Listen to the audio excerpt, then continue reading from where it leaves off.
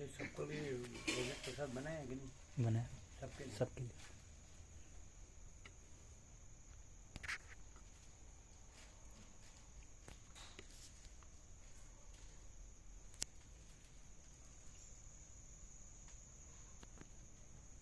ये जो अभी आए सबके लिए। हाँ, सबका पहले फ़ोन आ गया था। ऐसा। हाँ।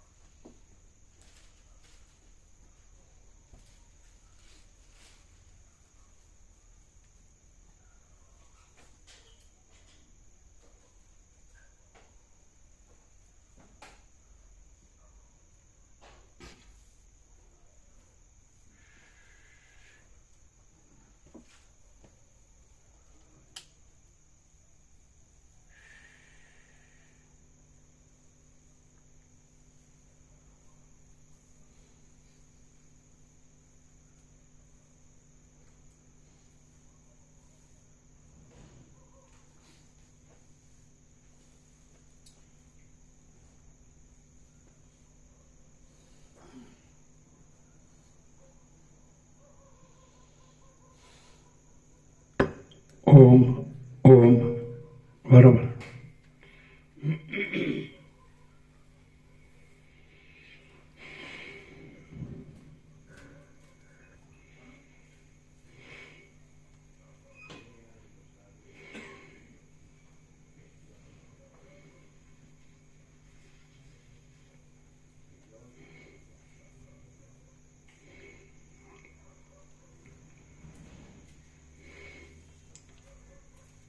परम चिदाकाश, परम ज्योति, अखंड ज्योति, महाचिदाकाश, स्वयं प्रकाश, संपूर्ण प्रकाश, पूर्ण ब्रह्म, अनंत तेजघन, अनंत चिदघन, परमाकाश, केवल अनंत शुद्ध तेजघन, परमाकाश, अखिल आत्मा, पूर्ण ब्रह्म, परमात्मा, परम चिदाकाश, परम ज्योति, अखंड ज्योति,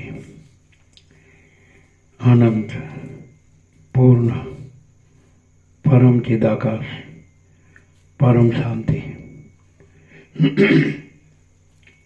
स्वयं सिद्ध, स्वयं प्रकाश, स्वयं पूर्ण, स्वस्वरूप, यही सब कुछ है, इसके सिवा कुछ नहीं है।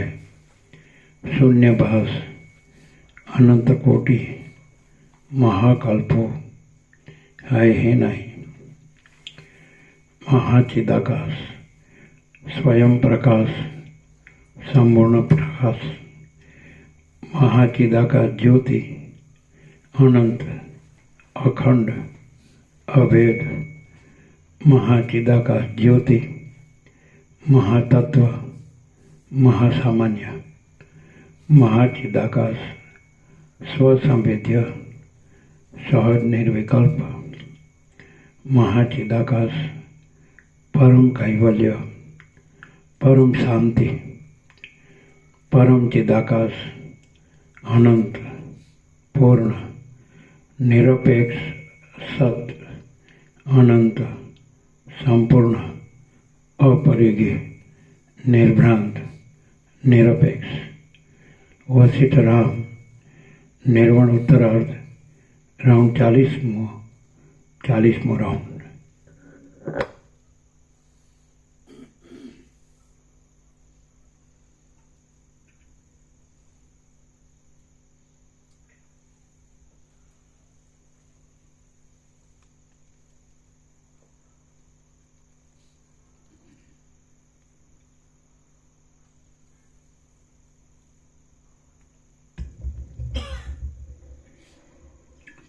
આદ્ય પરબ્રહ્મ સદગુરુ દેવ કી જય.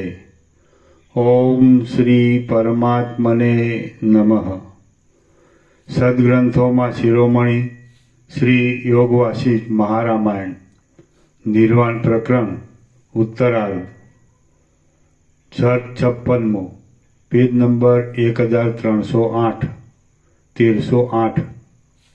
સર્ગ 56મો. સર્વ ચિદ્રૂપ છે તે દ્રઢ કરવાને પાષાણનું આખ્યાન. આ 56મા સર્ગમાં સર્વ ચૈતન્ય સ્વરૂપ છે એવો નિશ્ચય થતાં સર્વત્ર બધું ચૈતન્ય જ જણાય છે. આ વાતનું કારણ દ્રઢ કરવા માટે પાષાણ આખ્યાન વિશે વર્ણન કરવામાં આવશે. આ 56મા સર્ગમાં સર્વ ચૈતન્ય સ્વરૂપ છે એવો નિશ્ચય થતાં સર્વત્ર બધું ચૈતન્ય જ જણાય છે. આ વાતનું કારણ દ્રઢ કરવા માટે પાષાણ આખ્યાન વિશે વર્ણન કરવામાં આવશે. વશિષ્ઠ બોલ્યા, ચિદાકાશની અંદર તેની સત્તાને લીધે સદાકાળ સર્વત્ર બધું સર્વથા સારી રીતે સંભવે છે. અને જેમ આકાશમાં રહેલું શૂન્યપણું નીલ આદિ ભાવથી સર્વત્ર રહ્યા છતાં તેના સ્વરૂપને દૂષિત કરતું નથી, તેમ જેમ આકાશમાં રહેલું શૂન્યપણું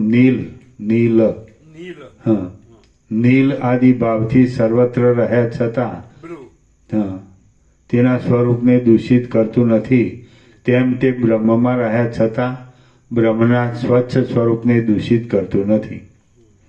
જ્યાં જ્યાં ચૈતન્ય સત્તા છે ત્યાં ત્યાં સૃષ્ટિની શોભા ખડી થઈ જાય છે. આકાશમાં તથા પૃથ્વી આદિમાં સર્વત્ર ચૈતન્ય સત્તા જ રહેલી છે. સર્વ પદાર્થો ચૈતન્યરૂપ હોવાથી ચૈતન્ય સત્તા વિનાનું કશું પણ કોઈ જગ્યાએ છે જ નહીં.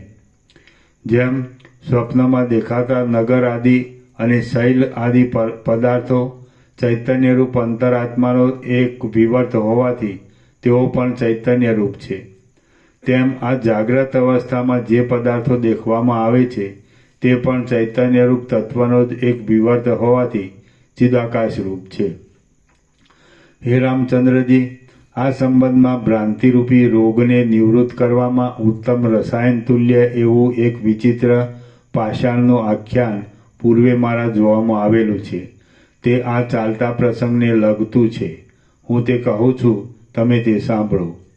વિદિત વેદ્ય, જાણવાનું જેણે જાણી લીધેલ છે એવો. વિદિત વેદ્ય હોવાથી પૂર્ણ ચિત્તવાળો થઈને મેં એક દિવસે ઘાટી ભ્રાંતિરૂપ આ લોક વ્યવહારનો ત્યાગ કરવાની ઈચ્છા કરી હું ધ્યાનમાં એકતાન થઈ ગયો. મેં ઇન્દ્રિયોને બહિર્મુખ કરનારા સ્વાભાવિક વેગને રોકી રાખ્યો. હું એકાંત સ્થાન મેળવવા માટે આતુર થઈ ગયો અને શાંત થઈ ગયો. પછી જુદી જુદી જાતની જગતની ક્ષણભંગુર ગતિઓ જોઈને હું કોઈ એક દેવાલયમાં બેસી આ પ્રમાણે વિચાર કરવા લાગ્યો. ઉપરથી રમણીય દેખાતી આ લોકની સ્થિતિ નીરસ જ છે.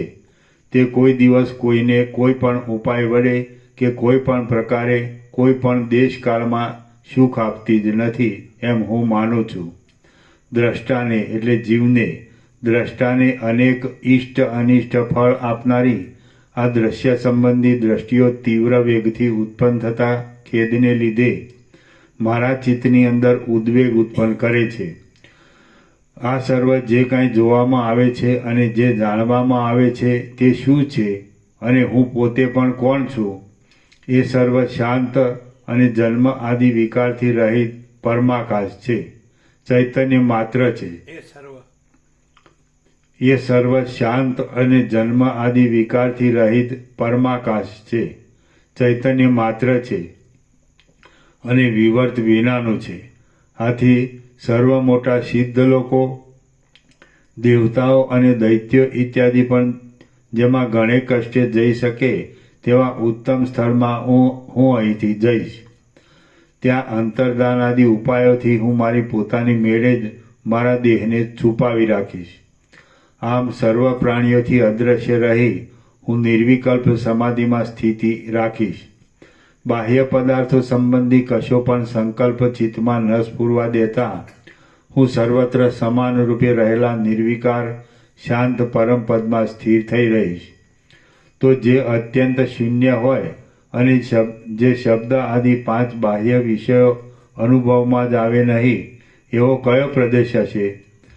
જંગલો, જળાશયો, મેઘો અને સિંહ વ્યાઘ્ર આદિ પ્રાણીઓના સમૂહો જે વિક્ષેપ કરવામાં હેતુરૂપ એવા શબ્દો વડે કોલાહલવાળા છે, તેમનાથી વ્યાકુળ થયેલા અને ક્ષોભને પામેલા પર્વતો બીજાઓના ચિત્તને પણ ક્ષોભ ઉત્પન્ન કરે છે. આથી મને તેઓ શત્રુના જેવા પ્રતિકૂળ જ લાગે છે. નાના પ્રકારના પર્વતોની અંદરના પ્રદેશો ભીલ આદિ લોક વડે વીંટાયેલા છે અને તેઓ બધા વિષયરૂપી સર્પો વડે દૂષિત છે. આથી તેઓ મને ઝેર જેવા લાગે છે. નગરો જેમ વિવિધ પ્રકારના આરંભો વડે ક્ષોભવાળા થયેલા નગરજનોથી ભરેલા હોય છે, તેમ જળભર્યા સાગરો પણ વિવિધ પ્રકારના આરંભો વડે ક્ષોભવાળા થયેલા જળચર પ્રાણીઓથી ભરપૂર હોય છે. પર્વતોના અને સમુદ્રના તટો, લોકપાલોના નગરો, પર્વતોના શિખરો અને પાતાળની અંદરના પ્રદેશો એ સર્વ પ્રાણીઓથી ઉભરાય છે. પર્વતોની ગુફાઓ પણ પવનના શબ્દો વડે ગાયન કરે છે. લતાઓરૂપી હસ્ત વડે નૃત્ય કરે છે. પુષ્પોરૂપી હાસ્ય વડે હસે છે અને તેના અંદરના પ્રદેશો સિંહ, સર્પ આદિ અંદર ભરાઈ રહેલા હોવાથી ગહનતાવાળા છે. મૌન ધારણ કરી રહેલા માછલાઓનો અને સ્નાન કરવા આવેલા ઋષિઓનો સ્પર્શ થવાથી જેમાં કમળનાળો કંપી રહી છે અને તેથી જેના કમળો ચંચળ થયા છે, તે મોટા મોટા તાળાઓ પણ જળની ઘુમડીઓથી ગાજી રહ્યા છે. આથી તેઓ પણ મને વિરસ જ લાગે છે. પવનનો સ્પર્શ થતાં ઊંચે ઉડેલા ઘાસ અને રજરૂપી પતાકાને ધારણ કરી રહેલી ઝરણાવાળી પૃથ્વી પણ પવનના સુસવાટા વડે શબ્દવાળી છે. તેથી ત્યાં પણ વિક્ષેપ નિવારણ થઈ શકે તેવું નથી. આમ અવશેષ રહેલું આકાશ જ ચારે બાજુ શૂન્યતાવાળું છે, તો તેના કોઈ છેટેના ખૂણામાં ઉત્તમ યોગની યુક્તિનો આશ્રય કરી હું સ્થિર રહું. આકાશના કોઈ એક ખૂણામાં હું પોતાની કલ્પના વડે એક પર્ણકુટી કલ્પી લઉં અને કશી વાસના રાખ્યા વિના હું તેની અંદર વજ્રના ગર્ભ જેવો થઈને રહું. આવો વિચાર કરી હું જ્યાં તલવારના જેવા નિર્મળ આકાશમાં ગયો, ત્યાં એ આકાશનો અંદરનો ભાગ પણ મને હજારો વિક્ષેપના હેતુઓ વડે વ્યાપ્ત જણાયો. એ આકાશની અંદર કોઈ ઠેકાણે મેં સિદ્ધોના ગણોને ઘૂમતા જોયા, કોઈ ઠેકાણે મેં મેઘોને ગર્જના કરતા દીઠા, કોઈક ઠેકાણે મેં વિદ્યાધરોની સ્થિતિ જોઈ અને કોઈક ઠેકાણે મેં યક્ષોના ધામ જોયા. કોઈક ઠેકાણે ભમતા ગંધર્વ, યક્ષ આદિના ઉત્તમ નગરો મારા જોવામાં આવ્યા. કોઈક જગ્યાએ દેવ દાનવ આદિનું યુદ્ધ મારા જોવામાં આવ્યું. કોઈક ઠેકાણે મેં વરસતા મેઘો દીઠા અને કોઈક ઠેકાણે ભયંકર આચરણવાળી યોનિઓ મારા જોવામાં આવી. કોઈક ઠેકાણે મેં પાસે રહેલા દૈત્યોના પૂરો સાથેના ગંધર્વવાળા દેવનગરોને ઉડતા જોયા. કોઈક ઠેકાણે ભ્રમણ કરતા ગ્રહગણો મારા જોવામાં આવ્યા અને કોઈક ઠેકાણે મેં તારાઓને દીઠા. આકાશની અંદર કોઈક જગ્યાએ પક્ષીઓનો સમૂહ મારા જોવામાં આવ્યો. કોઈ એક જગ્યામાં કોપ પામેલા મહાપ્રચંડ પવનને મેં જોયો. કોઈ એક ઠેકાણે બીજા અનેક ઉત્પાતો મારા જોવામાં આવ્યા અને કોઈ એક જગ્યાએ મેઘ આદિના મંડળોની શોભા મેં દીઠી. કોઈક ઠેકાણે પૂર્વે કોઈ દિવસ ન દીઠેલા એવા અપૂર્વ આકારવાળા પિશાચોના સમૂહો મારા જોવામાં આવ્યા. કોઈક સ્થળે અનેક નગરોના સમૂહો મેં દીઠા. કોઈક ઠેકાણે એ આકાશને મેં સૂર્યનારાયણના રથથી ઘેરાયેલું દીઠું અને કોઈક ઠેકાણે મેં બીજા ચંદ્ર આદિ ગ્રહોના રથોનો સંચાર પણ જોયો. કોઈક ઠેકાણે મેં સૂર્યનારાયણના દાહથી પ્રાણીઓનું મરણ થાય એવું જોયું. તો કોઈક ઠેકાણે મેં ચંદ્રમાની અત્યંત શીતળતા જોઈ. એ આકાશની અંદરના કોઈ એક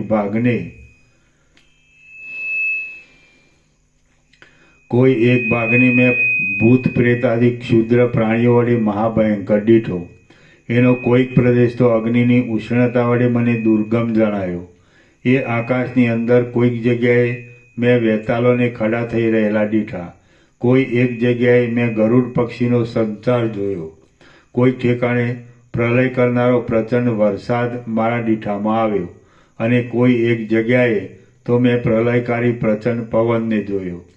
પછી પ્રાણીઓના સમૂહવાળા એ આકાશના પ્રદેશોને છોડી હું બહુ જ છેટે ચાલ્યો ગયો અને અત્યંત વિસ્તરેલા એક શૂન્ય તથા એકાંત પ્રદેશમાં પહોંચ્યો. તે પ્રદેશમાં પવન અતિશય મંદ હતો અને સ્વપ્નમાં પણ તેમાં કોઈ પ્રાણી જોવામાં આવે તેમ નહોતું. એ શુભાશુભ ચિહ્નોથી રહિત હતો. સંસારીઓ માટે તે અગમ્ય છે એમ તમે સમજી લો. પછી ત્યાં ખુલ્લા દ્વારવાળી ઘાટી ભીંતો વડે મજબૂત, કમળોની કળીઓ વડે સુશોભિત, ઘણ નામના જીવડાઓએ ફોલી ખાવાથી છિદ્રવાળા થયેલા પૂર્ણ ચંદ્રબિંબના અંદરના ભાગના જેવી રમણીય અતિ સુગંધી કમળો, ડોલરના પુષ્પો અને મંદારના પુષ્પોની શોભા વડે તથા કળીઓ વડે મનોહર લાગતી એક કોટડી મેં સત્ય સંકલ્પ વડે રચી લીધી. તેની વિશે મેં ચિત્ત વડે પ્રાણી માત્રથી અગમ્યપણું કલ્પી લીધું. પછી સર્વ પ્રાણીઓ વડે અગમ્ય એવા તે પ્રદેશમાં હું નિર્વિકલ્પ સમાધિમાં સ્થિર થઈ રહ્યો. ત્યારે મેં પદ્માસન વાળ્યું હતું, ચિત્ત શાંત રાખ્યું હતું, પરમ મૌન ધારણ કર્યું હતું અને સેંકડો વર્ષ પછી સમાધિમાંથી ઉઠીશ એવો નિર્ણય કર્યો હતો. વળી હું કેમ જાણે આકાશમાંથી જ રચાયો હોઉં તેવો આકાશની પેઠે સ્વસ્થ અને નિર્વિકાર થઈ રહ્યો હતો. સર્વ બાબતમાં સમાન રહ્યો હતો અને કેમ જાણે નિદ્રારૂપ મુદ્રાને પ્રાપ્ત થઈ ગયો હતો. હે શાંતિમાન રામચંદ્રજી, ચિત્ત ઘણા લાંબા કાળ સુધી જે વિષયનું અનુસંધાન રાખે છે તે ક્ષણવારમાં જ તેના જોવામાં આવે છે. પછી ઘણે લાંબે કાળે સેંકડો વર્ષને અંતે જ્યારે મારું ચિત્ત આશાની પેઠે અને પવનની પેઠે ફેલાયું ત્યારે કોઈ એક કાળે જાગ્રત થવામાં નિમિત્તરૂપ એવું કર્મ મારા હૃદયરૂપી ક્ષેત્રની અંદર વિકાસને પ્રાપ્ત થઈ જઈ ચારે બાજુ હૃદય દેશમાં ફેલાઈ ગયું. એટલે જેમ શિશિર ઋતુમાં ક્ષીણ ગાત્ર થઈ ગયેલા વૃક્ષનો રસ ચૈત્ર માસમાં પાછો સતેજ થઈ જાય છે, તેમ મારો જીવ પણ સતેજ થઈ ગયો અને તેની સ્ફૂર્તિ પણ સચેત થઈ ગઈ. એ સમાધિમાં મારા સેંકડો વર્ષો એક પલકારાની પેઠે વીતી ગયા. કેમ કે એકાગ્ર ચિત્તવાળા પુરુષને કાળની ઘણી લાંબી ગતિ પણ અતિ ટૂંકી લાગે છે. જેમ પલ્લવાદીને પુષ્ટિ મળવામાં હેતુરૂપ અને હર્ષના નિમિત્તરૂપ એવો વસંત ઋતુમાં પેદા થયેલો વૃક્ષનો અંદરનો રસ પુષ્પરૂપે વિકાસને પ્રાપ્ત થાય છે, તેમ મારો જ્ઞાનેન્દ્રિયોનો ક્રમ પણ પછી બહાર જઈ વિકાસને એટલે ફેલાવાને પ્રાપ્ત થવા લાગ્યો. હવે 5 પ્રાણવાયુઓ અને ઇન્દ્રિયો વડે યુક્ત થઈ રહેલા તથા જીવ ચૈતન્યનો આવિર્ભાવ થવાથી સ્ફૂર્તિમાન થઈ રહેલા દેહને હું સુષુમ્ના દ્વારા બ્રહ્મરંધ્રમાંથી પ્રાપ્ત થયો છું એમ જાણવામાં આવતા ઈચ્છારૂપી પિશાચીએ આલિંગન કરાયેલો અહંકારરૂપી પિશાચ કોણ જાણે ક્યાંથી મારી પાસે આવીને ખડો થઈ ગયો. જાણે ઊંચા વૃક્ષોને પણ નમાવી દેનારો પવન કોઈ ઉગ્ર શાલ્મલી આદિ વૃક્ષને પ્રાપ્ત થયો. શ્રી યોગ વાસિષ્ઠ મહારામાયણમાં નિર્વાણ પ્રકરણના ઉત્તરાર્ધનો પાષાણ આખ્યાન નામનો સર્ગ 56મો સમાપ્ત. સર્ગ 57મો વિવેકી તથા અવિવેકીના અહંકારનું વર્ણન. આ 57મા સર્ગમાં વિવેકી અને અવિવેકી પુરુષના અહંકારનો ભેદ બતાવવા માટે જેની દ્રષ્ટિમાં જ્ઞાન વડે દ્રશ્ય બાધિત થઈ ગયેલું હોય એવા તત્વવેતા પુરુષનું ચૈતન્ય પણ બતાવવામાં આવશે. રામ બોલ્યા, હે મુનિ, તમને જ્ઞાન સંપન્નને પણ અહંકારરૂપી પિશાચ કેમ બાદ કરે છે? વશિષ્ઠ બોલ્યા, જ્ઞાનવાન અને અજ્ઞાની એ બંનેના દેહની સ્થિતિ અહંભાવ વિના ઘટતી જ નથી. કેમ કે આ લોકની અંદર આધેય વસ્તુ નિરાધાર રહી શકતી નથી, પરંતુ પરમાત્મામાં શાંત ચિત્તવાળા થયેલા તત્વવેતા પુરુષમાં જે કાંઈ વિશેષતા છે તે તમે સાંભળો. તે સાંભળવા માત્રથી તમારો અહંભાવ અહંકારરૂપી પિશાચ શાંત પડી જશે આ અહંભાવરૂપી પિશાચ છે જ નહીં, છતાં આ અજ્ઞાનરૂપી બાળકે તેને પોતાની અંદર કલ્પી લીધો છે અને અજ્ઞાનને લીધે તે સ્થિર થઈ રહ્યો છે. જેમ કોઈ વિચારશીલ પુરુષ હાથમાં દીવો લઈને અંધારાના સ્વરૂપને શોધવા બેસે તો તે તેને દેખાતું જ નથી, તેમ વિવેકી પુરુષ તત્વદ્રષ્ટિ વડે અજ્ઞાનના સ્વરૂપને શોધવા બેસે છે તો તે તેને દેખાતું જ નથી. આ લોકમાં અજ્ઞાનરૂપી પિશાચના સ્વરૂપ વિશે જેમ જેમ વિચાર કરવામાં આવે છે અને જેમ જેમ તત્વદ્રષ્ટિ વડે તેનું અવલોકન કરવામાં આવે છે તેમ તેમ તે પ્રલયને પ્રાપ્ત થઈ જાય છે.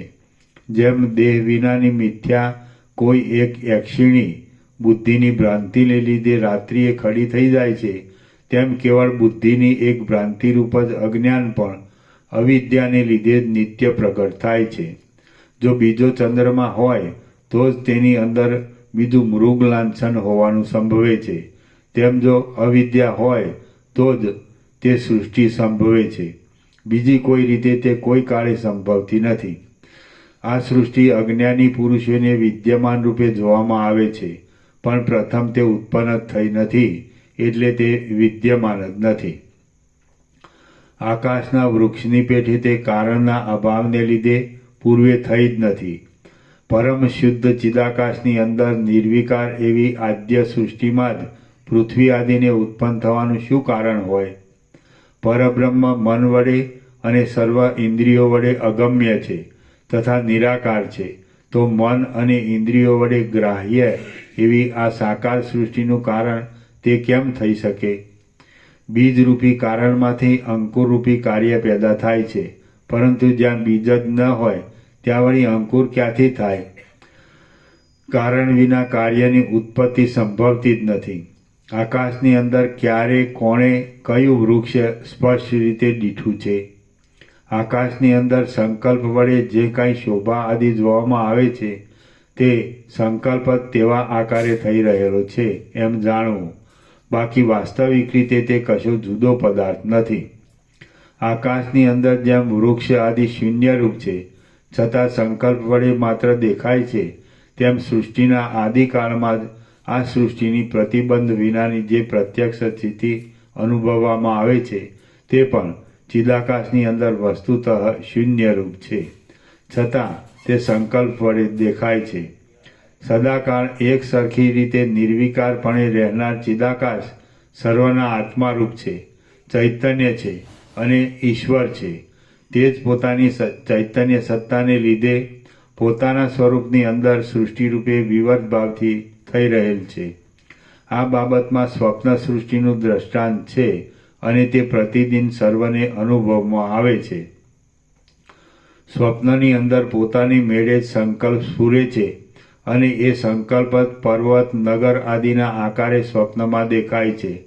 જેમ સ્વપ્નની અંદર ચૈતન્ય સ્વરૂપ અંતરાત્માના સ્વરૂપમાં જ સંકલ્પ જાણે સ્વપ્ન સૃષ્ટિ રૂપે થઈ રહ્યો હોય એમ લાગે છે, તેમ જાગ્રતમાં પણ સૃષ્ટિ નહીં હોવા છતાં સંકલ્પ જ જાણે જાગ્રત સૃષ્ટિ રૂપે થઈ રહેલો હોય એવું લાગે છે. આવી જ રીતે પૂર્વકાળમાં સૃષ્ટિ થયા પહેલાં પણ તે મહાચિદાકાશ પોતાનું શુદ્ધ સ્વરૂપની અંદર જ રહ્યું હતું. સૃષ્ટિની પહેલાં દ્રષ્ટા દ્રશ્ય દર્શન આદિથી રહિત જન્મ આદિ વિકાર વિનાનું અક્ષય અનાદિ અને અનંત જે એક શુદ્ધ પરમ તત્વ હતું તે જ અમારા મત પ્રમાણે પોતે વિકાર ન પામતા છતાં વિવર્ત ભાવથી સૃષ્ટિ રૂપે થઈ રહેલું છે. વસ્તુતઃ અહીં સૃષ્ટિ થયેલી જ નથી, તેમ ભૂગોળ ખગોળ આદિ કશું પણ છે નહીં. શાંત નિરાલંબ બ્રહ્મ જ પોતાના સ્વરૂપની અંદર વિવર્ત ભાવથી સર્વરૂપે થઈ રહ્યું છે.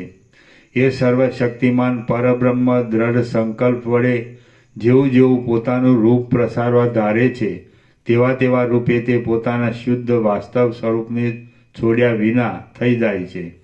જેમ સ્વપ્નમાં દેખવામાં આવતું નગર મનુષ્યની અંદર રહેલા ચિદાત્માનો જ એક વિલાસ છે, તેમ સૃષ્ટિના આદિકાળમાં આ સૃષ્ટિ પણ શુદ્ધ ચૈતન્યનો જ એક વિલાસ છે.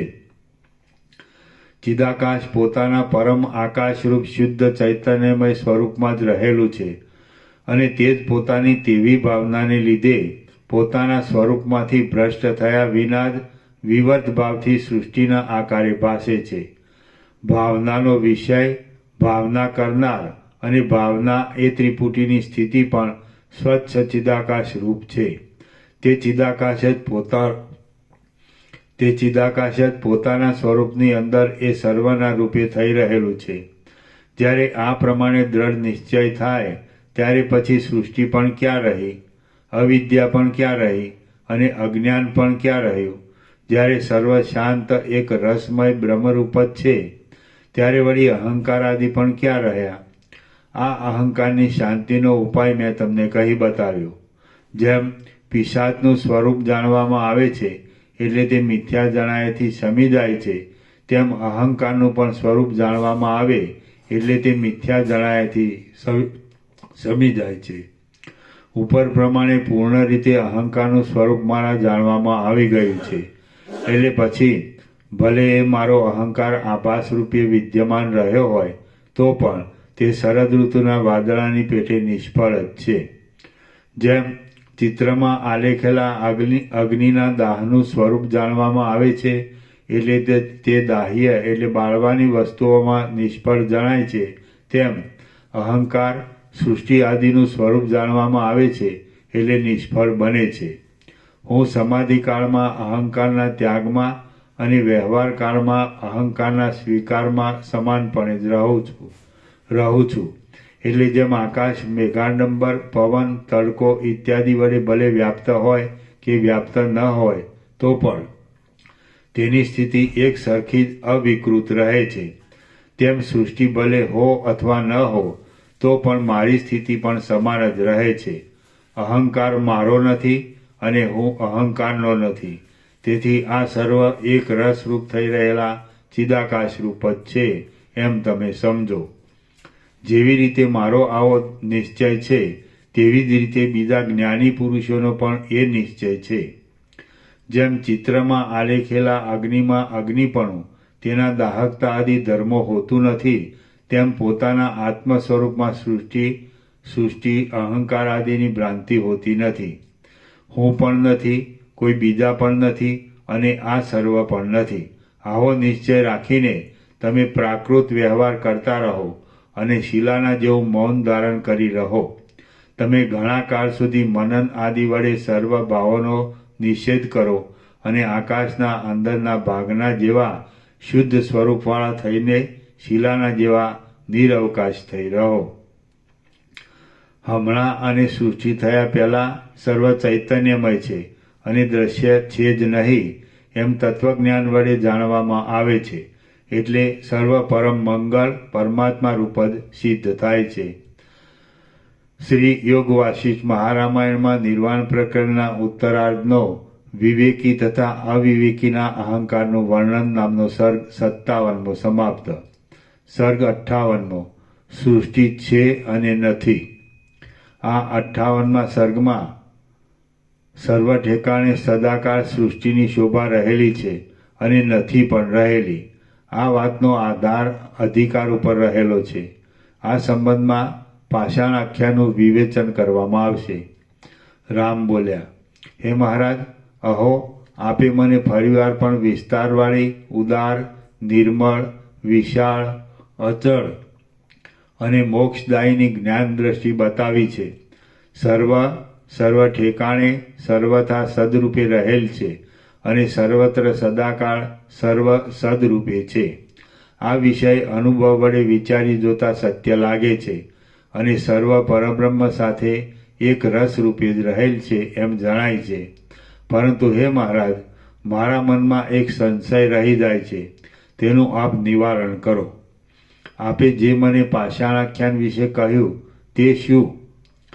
વશિષ્ઠ બોલ્યા, સદાકાળ સર્વ ઠેકાણે રહેલું જ છે. એ વિષયનું પ્રતિપાદન કરવામાં પાષાણ આખ્યાન મેં તમને એક દ્રષ્ટાંત રૂપે કહેલું છે. છિદ્ર વગરના એક ઘટ અવયવવાળા પાષાણના ગર્ભની અંદર રહેલા ચિદાકાશમાં હજારો સૃષ્ટિઓ રહી છે. એ વાત મેં તમને પાષાણ આખ્યાન વડે સૂચવેલી છે. પંચ મહાભૂતોના અને સર્વ પ્રાણી માત્રના અધિષ્ઠાનરૂપ આ મહાચિદાકાશ પોતાના આકાશના જેવા સ્વરૂપને છોડ્યા વિના જ પોતાના સ્વરૂપની અંદર જ રહેલું છે. છતાં તેની અંદર હજારો સૃષ્ટિઓ વિવર્ત રૂપે રહી છે. એ વાત પાષાણ આખ્યાન વડે તમને બતાવવામાં આવશે. વૃક્ષોની ગાંઠો તથા અંકુરો ઇત્યાદિની અંદર જ તેમજ પ્રાણી, વાયુ, જળ, તેજ વગેરેની અંદર પણ હજારો સૃષ્ટિઓ રહેલી છે. એ વાત આ કથા પાષાણ આખ્યાન વડે બતાવવાનો હેતુ છે. રામ બોલ્યા, હે મહારાજ, જો આપ કહો છો કે ભિંત આદિની અંદર રહેલા ચિદાકાશમાં સૃષ્ટિના સમૂહો રહેલા છે, તો પછી શુદ્ધ ચિદાકાશમાં જ એ સર્વ રહેલ છે એમ શા માટે નથી કહેતા? વશિષ્ઠ બોલ્યા, હે રામચંદ્રજી, તમે જે કહો છો તે જ પક્ષ મુખ્ય છે અને એ સર્વ મેં તમને પ્રથમ જ કહેલ છે. જે કાંઈ આ સૃષ્ટિ જોવામાં આવે છે તે ચિદાકાશ રૂપ છે અને તે ચિદાકાશની અંદર પોતાના સ્વરૂપમાં વિવર્ત રૂપે રહેલ છે. જે કાંઈ આ દ્રશ્ય રૂપે ભાસે છે તે પ્રથમ ઉત્પન્ન થયેલ નથી અને હમણાં પણ વિદ્યમાન નથી. બાકી જે દ્રશ્યની પ્રતીતિ થાય છે તે બ્રહ્મ જ પોતાના શુદ્ધ સ્વરૂપની અંદર વિવર્ત ભાવથી તેવી રૂપે થઈ રહેલ છે. આરોપિત દ્રષ્ટિ વડે જોતા તો એક અણુ માત્ર પૃથ્વી પણ સૃષ્ટિ વડે ખીચોખીચ ભરેલી ન હોય એમ નથી.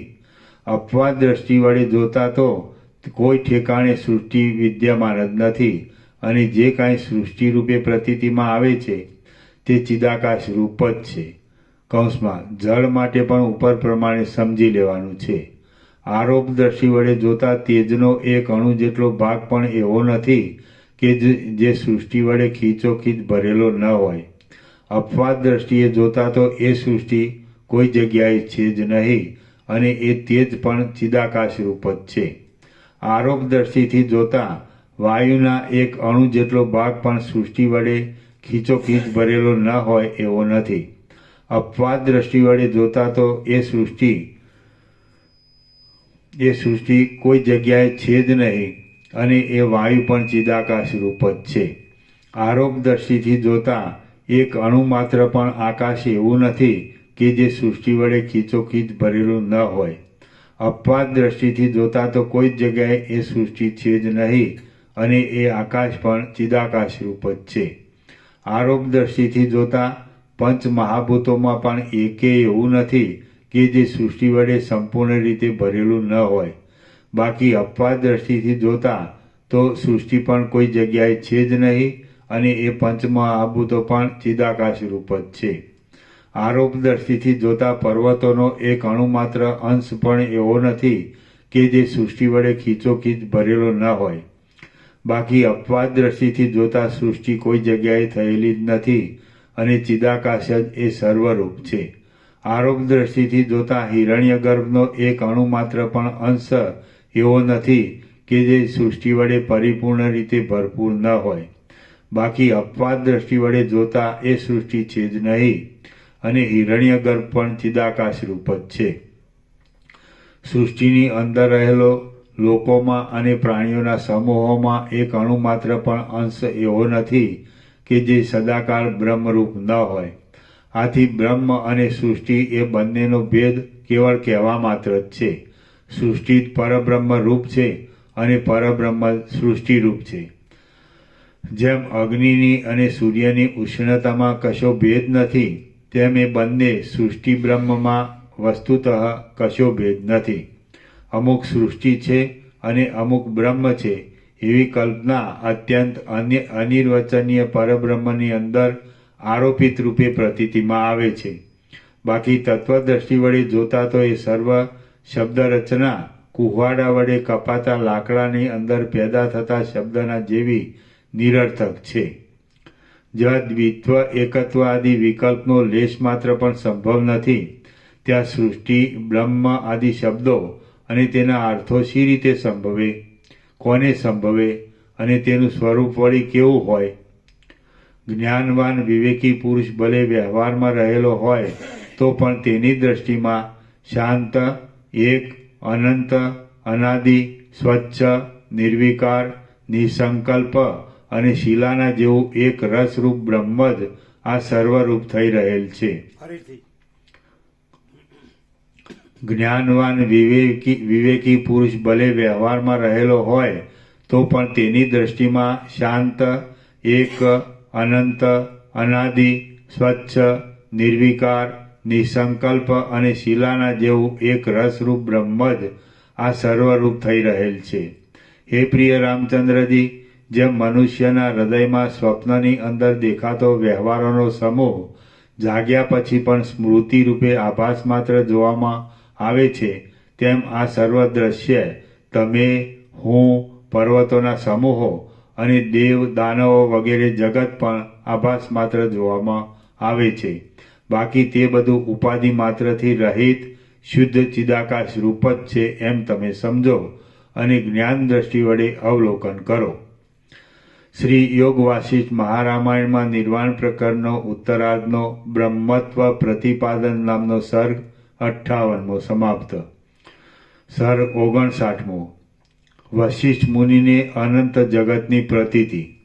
આ 59મા સર્ગમાં વશિષ્ઠ ઋષિની સમાધિનો વિરામ થતાં એક સૂક્ષ્મ ધ્વનિનું શ્રવણ થયા વિશે તથા તેના મૂળની શોધ કરવા જતાં કરોડો અનંત જગતની પ્રતીતિ થયા વિશે કહેવાશે. રામ બોલ્યા, આકાશરૂપી કોટડીની અંદર સેંકડો વર્ષને અંતે તમે ધ્યાનમાંથી જાગ્યા તે પછી શું બન્યું તે કહો. વશિષ્ઠ બોલ્યા, હું જ્યારે ધ્યાનમાંથી જાગ્યો ત્યારે અસ્પષ્ટ પદ અને અક્ષરવાળો તથા હૃદયને મનોહર લાગે એવો શબ્દ મારા સાંભળવામાં આવ્યો, પણ તેનો કશો અર્થ બરાબર સમજવામાં આવતો ન હતો. એ શબ્દ જાણે કોઈ સ્ત્રીના કંઠમાંથી ઉત્પન્ન થયો હોય તેમ તે સ્વભાવથી જ કોમળ, મધુર અને રણકતો હતો. વળી તે વાક્ય ધીરા સ્વરને લીધે દૂરથી સાંભળવામાં આવે એવું નથી એમ મને જણાયું. એ વાક્ય ભમરાના ગણગણાટ જેવું હતું અને વીણાના રંજનકારી રણકાર સમૂહ હતું. તે બાળકના રોદન જેવું નહોતું, તેમ પ્રૌઢ પુરુષના ભાષણ જેવું પણ નહોતું. તે તો કમળકોષની અંદર ગૂંચવાઈ રહેલા ભ્રમરના ગુંજારવ જેવું હતું. એ શબ્દ બોલનારની શોધ કરવા માટે દશે દિશાઓમાં વિસ્મયપૂર્વક જોવા લાગ્યો. એ જગ્યાએ મેં આ પ્રમાણે વિચાર કર્યો. આકાશનો આ ભાગ જ્યાં સિદ્ધ પુરુષોનો પણ સંચાર માર્ગ નથી એવા લાખો યોજનોને ઓળંગીને ઘણે જ દૂર રહેલો છે. માટે અહીં આવા એકાંત સ્થાનમાં આવા સ્ત્રી વર્ગના જેવા શબ્દનો સંભવ ક્યાંથી હોય? હું ચારે તરફ યત્ન વડે જોઉં છું તો પણ એ શબ્દ બોલનાર કોઈ પણ પ્રાણી મારા જોવામાં આવતું નથી. મારી આગળ તો અનંત અને ચોતરફ શૂન્ય દેખાતું નિર્મળ આકાશ જ રહ્યું છે. અહીં પ્રયત્નપૂર્વક જોવા છતાં પણ કોઈ પ્રાણી જોવામાં આવતું નથી. એ પ્રમાણે વિચાર કરી મેં વારંવાર ચારે બાજુ જોવા માંડ્યું. આમ છતાં કોઈ શબ્દ બોલનાર મારા જોવામાં આવ્યું નહીં.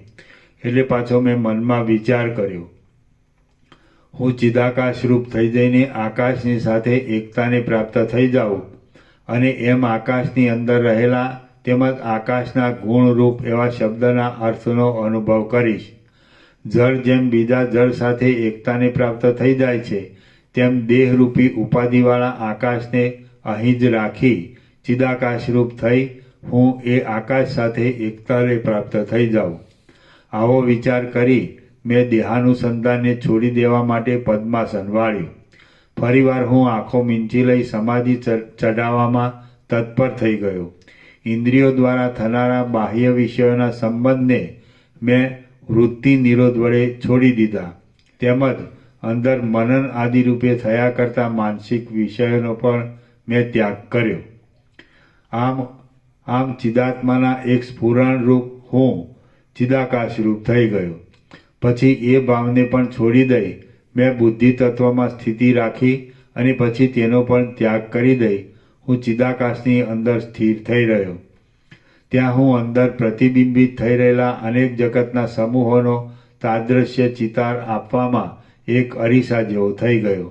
પછી જળ જેમ સ્વભાવ વડે બીજા જળની સાથે મળી જાય છે તથા સુગંધ જેમ પોતાના સજાતીય ગંધ સાથે મળી જાય છે, તેમ પંચ મહાભૂતની અંદરના એક મહાભૂત એવા આકાશની સાથે હું મળી ગયો.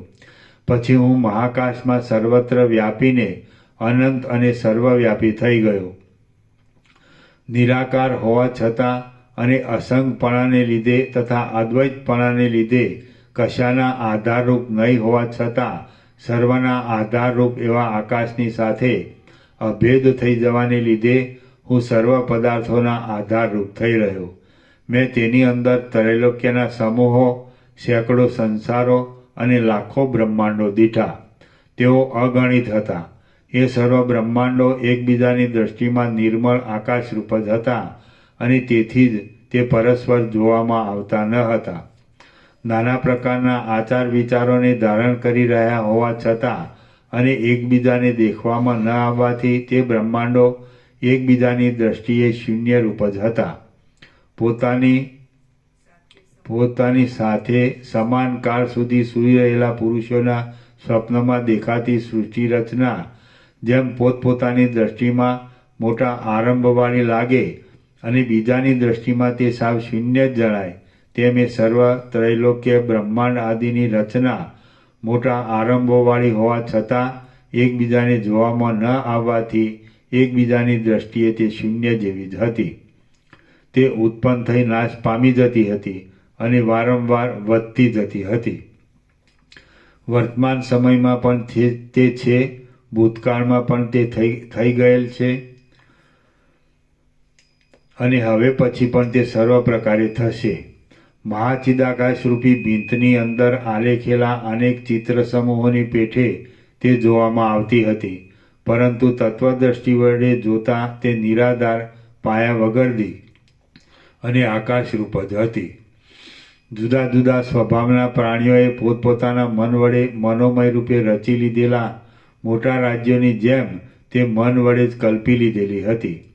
વળી તેમાંના કેટલાક બ્રહ્માંડો આવરણ વિનાના હતા, કેટલાક એક જ આવરણવાળા હતા, કેટલાક 5 આવરણવાળા હતા અને કેટલાક 7 આવરણવાળા હતા. તેમાં કેટલાક 10 આવરણ વડે વિચિત્ર હતા, કેટલાક 16 આવરણવાળા હતા, કેટલાક 24 આવરણ વડે યુક્ત હતા અને કેટલાક 36 આવરણવાળા હતા. વસ્તુતઃ તો તેઓ આકાશના જેવા જ હતા. વળી કેટલાક બ્રહ્માંડો સાવ શૂન્ય જ હતા, કેટલાક પંચ મહાભૂતો વડે રચાયેલા હતા, કેટલાક પૃથ્વી આદિ અકેક મહાભૂતવાળા હતા અને કેટલાક પૃથ્વી આદિ 2 મહાભૂતવાળા હતા. તેમાં કેટલાક પૃથ્વી આદિ 3 મહાભૂતોવાળા હતા અને કેટલાક પૃથ્વી આદિ 4 મહાભૂતો વડે પણ યુક્ત હતા. વળી કેટલાક 7 મહાભૂતોવાળા હતા. 7 મહાભૂતોવાળા એટલે કાળ અને દિશા એ બંને મહાભૂતરૂપ ગણી પંચમહાભૂત સાથે તેને ભેળવી દઈ અહીં 7ની ગણના કરેલી જણાય છે. વળી કેટલાક 7 મહાભૂતોવાળા હતા અને કેટલાકમાં તો માત્ર એક જ જાતિ જોવામાં આવતી હતી. કેટલાક તો તમારા જેવા પુરુષોને અનુભવમાં વિરુદ્ધ જણાય એવી અત્યંત અસંભવ દશાવાળા પ્રાણીઓ વડે ભરેલા હતા. કેટલાક નિરંતર અંધકાર વડે જ વ્યાપ્ત રહેતા હતા અને કેટલાક સૂર્ય આદિથી રહિત હતા. કેટલાક પ્રલય અને સુષુપ્તિ દશાના જેવા શૂન્ય દેખાતા હતા. કેટલાક સૃષ્ટિના આરંભકાળમાં સ્થપાયેલ એક જ ધણી એટલે હિરણ્યગર્ભ આદિ વડે ધણિયાતા હતા અને કેટલાક વિલક્ષણ પ્રજાપતિઓ તથા તેમના અંશરૂપ દેવતાઓના વિચિત્ર આચારો વડે યુક્ત હતા. કેટલાક વેદ અને શાસ્ત્રો એ બંનેથી રહિત હતા અને કેટલાક સર્વશાસ્ત્રોથી રહિત હતા. કેટલાક ઉંબરાના ફળમાં રહેલા જીવડાની પેઠે પોતપોતાના આશ્રમમાં ગૂંચવાઈ રહેલા દેવાદિકોથી પ્રાણીઓવાળા જણાતા હતા. કેટલાક કળિયુગના પ્રારંભને લીધે વેદશાસ્ત્રોનો ઉચ્છેદ થઈ જવાથી માત્ર જાતિ વડે જ તથા પરંપરા વડે સંકેત કરી લીધેલા બ્રાહ્મણ આદિ વર્ણના આચારોવાળા મેં જોયા અને કેટલાક નિરંતર પ્રકાશવાળા તથા પ્રજ્વલિત અગ્નિવાળા મારા જોવામાં આવ્યા. કેટલાક કેવળ જળ વડે જ પૂર્ણ હતા, કેટલાક માત્ર પવન વડે જ ભરપૂર હતા, કેટલાક પરમ શુદ્ધ ચિદાકાશની અંદર નિશ્ચળપણે જ રહ્યા હતા અને કેટલાક નિરંતર ચંચળ જ રહ્યા કરતા હતા. કેટલાક ઉત્પન્ન થઈ વૃદ્ધિને પ્રાપ્ત થતા દેખાતા હતા અને કેટલાક ચારે બાજુ પુષ્ટ જ જોવામાં આવતા હતા. વળી બીજા કેટલાક સર્વ ભોગ વસ્તુઓ વડે પૂર્ણતાવાળા હોવા છતાં તિર્યક આડી ગતિ કરનારા હતા. કેટલાકની અંદર માત્ર દેવતાઓની સૃષ્ટિ દેખાતી હતી, કેટલાકમાં માત્ર મનુષ્યો જ જોવામાં આવતા હતા અને કેટલાકમાં દૈત્યોના ટોળા માત્ર નજરે પડતા હતા. વળી જેમ કેળના કુમળા પાંદડા એકબીજામાં ગૂંથાઈને રહે તેમ કેટલાક બ્રહ્માંડો તો કૃમિ વડે ઠસોઠસ ભરેલા હતા. એક પરમાણુની અંદર પણ એ જગતો એકબીજામાં કલ્પનાથી કલ્પી લીધેલા પોતપોતાના સ્થાનમાં જ ખડા થઈ રહેલા હતા અને વારંવાર ઉત્પન્ન થઈ જતા હતા. તેઓ મહાવિસ્તારવાળા હતા અને ઉત્પન્ન થયા હતા. તે છતાં સેનામાં એકઠા થયેલા પુરુષોના જુદા જુદા અનેક સ્વપ્ન સમૂહની પેઠે તેઓ પરસ્પર એકબીજાના દેખવામાં આવતા ન હતા, તેમ પરસ્પર એકબીજાના અનુભવમાં પણ આવતા ન હતા. તેઓ વિવિધ પ્રકારના હતા, અનંત હતા, વસ્તુતઃ જોતા સ્વચ્છ શુદ્ધ ચિદાકાશરૂપ જ હતા. અન્યોન્ય જુદા જુદા વ્યાપારોવાળા હતા અને જુદી જુદી સ્થિતિને ધારણ કરી રહ્યા હતા. વળી તેમાંના બીજા કેટલાક શાસ્ત્રથી રહિત હતા અને ધર્મની અનંતતા વડે એકબીજાથી અંત ન પામી શકાય તેવા હતા. તેમાં પણ જેઓ એકબીજાને મળતા આવે એવા હતા. તેમના આકાર અને રચના પણ એકબીજાના જેવા જ હતા. એકબીજામાંથી એકબીજામાં જીવોનું જવા આવવાનું થવાથી તેઓ પરસ્પર પરલોકના જેવા હતા અને પરસ્પર અંતર્દાન શક્તિને લીધે તેઓ સિદ્ધનગરના જેવા જણાતા હતા. વળી તેમાંના કેટલાક જગતો કાંઈક બીજી જ જાતના મહાભૂતોવાળા હતા અને કાંઈક બીજી જ જાતની દિશાઓ તથા ગીરીઓ વડે યુક્ત હતા. વળી તેઓ એવા તો ઉલટા આકારવાળા હતા કે તેઓ પાસે હતા છતાં પણ મારા જેવા પુરુષો વર્ણન કરી બતાવે તો પણ તેઓ તમારા જેવાઓને અનુભવમાં ન આવે અને પ્રયત્ન વડે પણ જાણી શકાય નહીં. જેમ જાળિયામાંથી પડતા સૂર્યના કિરણોની અંદર અનેક પરમાણુઓ જોવામાં આવે છે, તેમ એ જગતો ચિદાત્મારૂપી સૂર્યના કિરણ સમૂહમાં ચોતરફ પ્રસરેલા જણાતા હતા. વળી તેઓ મોક્ષરૂપી સામ્રાજ્ય લક્ષ્મીના કુંડળના જેવા રમણીય દેખાતા આકાશમાં વિચિત્ર તરેના રત્નના કિરણોના સમૂહ જેવા લાગતા હતા. તેમાં કેટલાક તો તેના તેજ પાછા ઉત્પન્ન થઈ દેખાવ દેતા હતા અને કેટલાક તો વનમાં પાંદડાની પેઠે તેના જેવા જ પાછા ઉત્પન્ન થઈ દેખવામાં આવતા હતા. વળી તેમાંના કેટલાક જુદા દેખાતા હતા, છતાં પણ સર્વને ચૈતન્ય તત્વરૂપમાં જ અધ્યાસ થયો હતો, તેથી તેમની જુદી સત્તા નહોતી. આમ તેઓ ચૈતન્ય સ્વરૂપે અન્યોન્ય એકરૂપ હતા, તેથી એક સરખા જ હતા. કેટલીક વાર તો તેમનું અત્યંત સરખાપણું જોવામાં આવતું હતું, તો વળી તેમાંના કેટલાક જગતો અત્યંત વિરોધી સ્વભાવવાળા પણ હતા. આ સર્વ પરમાર્થ એટલે બ્રહ્મરૂપી મહાવૃક્ષના અનંત ફળો હતા. આમ ખરી રીતે તેઓ સદરૂપ જ હતા, તેથી તેનાથી જુદા નહોતા. માત્ર સ્થૂળ દ્રષ્ટિએ તેઓ તેનાથી જુદા જણાતા હતા. તેમાંના કેટલાક નાના કલ્પવાળા હતા તો કેટલાક મોટા કલ્પવાળા હતા. તેમાંના ઘણાએક તો દેશ, કાળ, વસ્તુ, સ્વભાવ ઇત્યાદિના નિયમથી રહિત હતા અને બીજા ઘણા દેશ, કાળ આદિના નિયમવાળા પણ હતા. વળી બીજા કેટલાક પોતાની મેળે જ ઉગીને પોષણ મેળવી ટકી રહેલા દેખાતા હતા. ત્યાં સૂર્ય આદિનો અભાવ હતો, તેથી તેની અંદર કાળની ગતિનો ક્રમ જાણવામાં આવે એવો ન હતો. વસ્તુતઃ એ સર્વ પરમ ચિદાકાશની અંદર શૂન્ય રૂપે જ રહેલા હતા, અનાદિ હતા અને પોતાના પ્રત્યક્ષ સ્વરૂપમાં આત્મ સ્વરૂપમાં અજ્ઞાનરૂપી દોષને લીધે જ રૂઢ થઈ રહેલા દેખાતા હતા. વળી તેઓ સેંકડો સમુદ્રો, સેંકડો સૂર્યો, સેંકડો આકાશો અને સેંકડો મેરુ પર્વતો વગેરેની શોભાવાળા હતા અને ચિદાકાશમાં ચિદાત્માના ચમત્કારને લીધે રજોગુણ તથા તમોગુણના સંબંધથી અનેક સ્વપ્ન સમૂહની પેઠે દેખવામાં આવતા હતા. કારણ વગર પૃથ્વી આદિ પદાર્થોને જે કાંઈ અનુભવ થાય છે તે કેવળ ભ્રાંતિરૂપ જ છે. આમ એ સર્વ જગતો અધિષ્ઠાન દ્રષ્ટિ વડે જોતા સત્ય હતા, બાકી આરોપિત દ્રષ્ટિ વડે જોતા મિથ્યા જ હતા.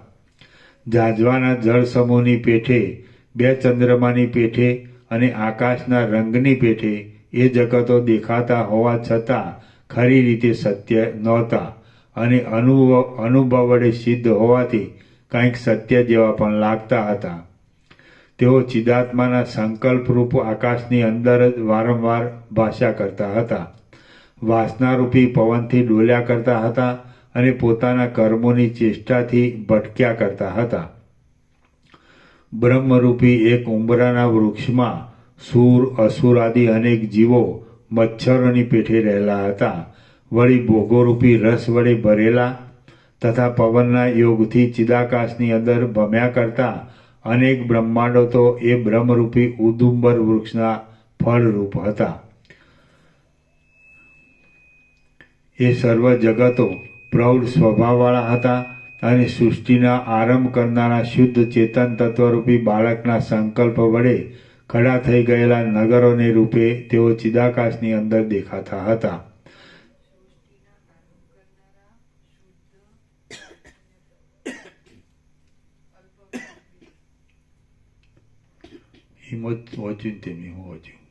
અને સૃષ્ટિના આરંભ કરનારા શુદ્ધ ચેતન તત્વરૂપી બાળક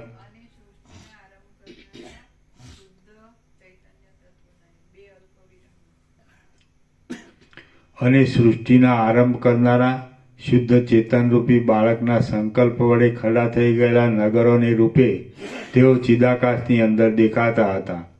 જેમ કાદવના રમકડા સૂર્યનારાયણના તાપથી કઠણ થઈ જાય છે, તેમ એ જગતો પણ અમુક તમે છો, અમુક હું છું, અમુક તે છે અને અમુક વળી બીજી કાંઈ વસ્તુ છે ઇત્યાદિ અભિમાનજન્ય બુદ્ધિના બળથી અત્યંત દ્રઢ થઈ ગયા હતા.